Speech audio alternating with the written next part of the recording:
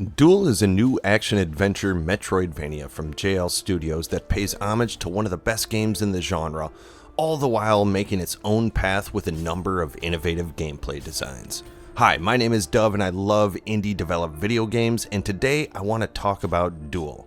This is a 6-year passion project by one game dev, Vadi, and a dedicated musician for the soundtrack. The ambition of JL Studios to make randomly generated levels that are unique to each playthrough is one thing, but adding plot choices that both affect your character's build and outcome of the game makes Duil another level of ambition, and one that honestly pays off. But this retro Metroidvania didn't stop at just a few extra mechanics to the genre. Depth was added to each of those layers, and the overall presentation is something to talk about. Yes, the Dead Cells color scheme is there, but the enemies, story, and varied gameplay mechanics take you on a twisted adventure all of their own creation. The full enemy roster slowly builds into a wide variety of colorful characters that hit with a slew of attacks, and those enemies will be moved as randomly as the levels themselves. But as I mentioned, Duil is at its heart an action-adventure Metroidvania. And although it does utilize a little bit of randomness with the level generation, it doesn't quite hit that Roguevania note. And that's honestly where the game starts to become its own thing. Now, the story and the characters that you come across give a depth to the lore that at times can almost feel philosophical and a bit twisted, but that depth is rarely seen in this genre. The plot is a twisted one filled with either vengeance or mercy depending on your decisions throughout. Initially, Duil breaks free from his chains after he was the lone survivor of his family's slaughter. The land once known as Targat has been overrun by an undead army led by Vezruvil. Duil awakes from his bondage with a flashy cape and a thirst for vengeance, at least at first. It's your job to decide how Duil will get out of this dark labyrinth, and that's the catch. Yes, the game has multiple endings that are based on decisions to certain events that unfold throughout your run, but those decisions have a direct impact on your build as well. Take mercy, then proceed with next to no reward and maybe just feel a little better about yourself. Take vengeance, then get your quick fix of endorphins along with a decent upgrade in the form of a relic. We're talking sizable upgrades here in all categories. Not only will they make your character more powerful, but those relics will help Duil get out of the very maze he's in. So while at first it may seem like the right thing is the best thing to do, the enemies will quickly start to add up not only in number but in strength. Not taking the vengeance route can lead to you getting in over your head. And when your character dies, you lose level progress and one randomized item from your inventory. Rather than have your character go back to a hub or base and reconfigure and reset your build after you die, Duil first randomly takes away that one item, which again at first might not feel so crippling, but when you get deep into a game and upgrade them and put a lot of love into those items, that randomness can feel like a game of Russian roulette. Then, after counting your blessings or swearing to the gods of randomness that took away your favorite item, you'll be whisked away to a maze-like version of purgatory. Duil will have to platform and navigate his way to find the exit, wherever random spot that may be, in order to get back to his adventure. Like many aspects of the game, at first it seems like a nice, less punishing mechanic than most titles, but once you get deeper and deeper, those mechanics can be downright challenging. There's always a way to equip and upgrade to safeguard certain types of items in your inventory, but you can always lose that upgrade anytime you perish and leave yourself vulnerable. So no matter how much you may love the magic scepter that you put tens of thousands worth of gold into, you can lose it if you're not careful. The combat, like the rest of the game, starts off basic, but once you discover more weapons, powers, and upgrades, the more interesting things become. After you get more than just the basic sword, the attack sequences open up to more interesting and varied sequences. In addition, you'll be able to find weapons imbued with different magic. Try the ice or flame sword to add an extra status effect to your enemy, or find the twin blades or incubus axe to attack with more speed.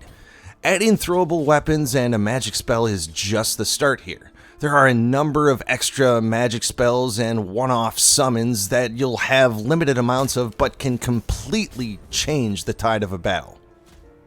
There is just an overwhelming layer of depth here.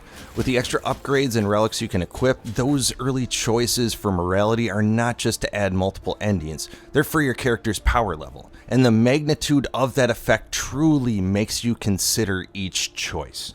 There are a number of games out there that claim that choice matters, but none really scratch that surface like Duil. Making choices directly impact how your character is built is something that you don't see too often in games.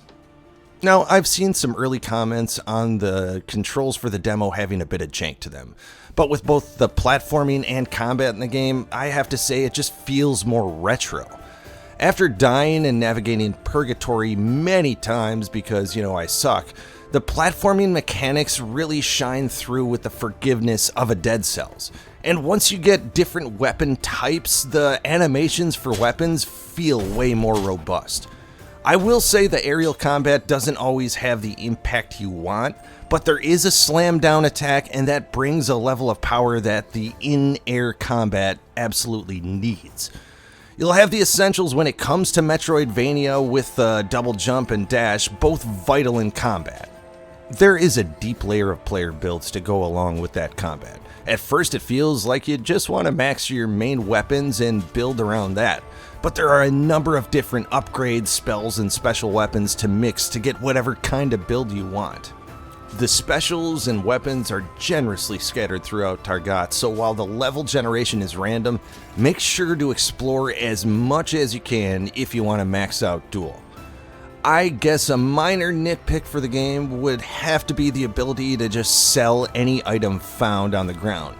Currently, you'll have to pick up the item located in your inventory and hit the sell button. Not a big deal until your backpack is full and you have to play musical inventory slots in order to sell an item you can't pick up. It's by no means a deal breaker, but that feature would really help keep things moving in the late game. Now, it might appear a little odd to have a full-time composer with just one developer, but I have to tell you, my god was that the right decision. For this gamer, this is some of the most enjoyable retro-style music I've encountered this year.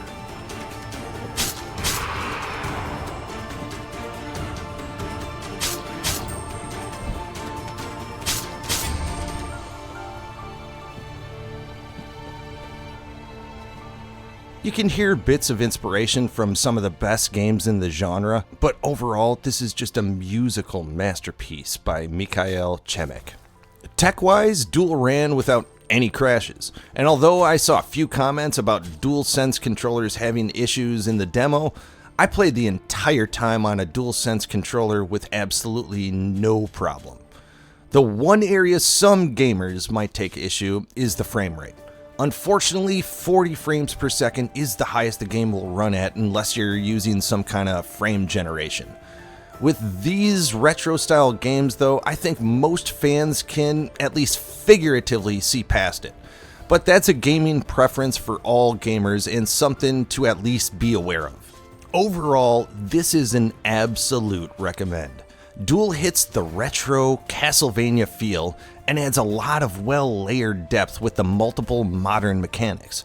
The world and story have a mystique and will often make you sit and contemplate your actions and many choices throughout your journey. The combat has that variation with each weapon that fans of the genre have come to expect and love, and the deep player builds that tie in with the story make this one extremely replayable and unique.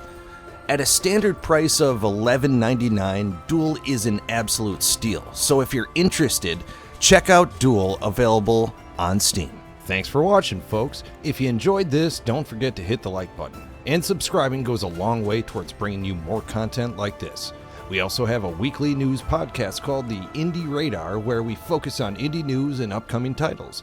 Thanks again for watching from all of us here at the Gamer Bar.